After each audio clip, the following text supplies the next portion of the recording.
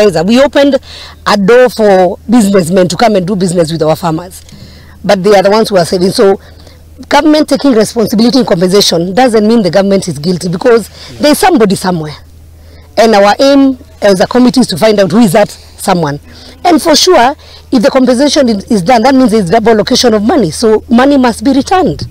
That's why we said we also want to follow on accountability. We are compensating on a certain variety of fertilizers from Girl Green that was discovered to be fake, and we have information that not all the money had been paid.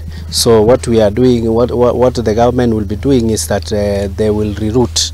They will route all the money they had not paid from the supplier, so that they can be able to compensate the farmers. So all the compensation will come from the supplier who supplied fake fertilizer. So supply of various types of fertilizer, National Cereals and Produce Board must be able to synchronize.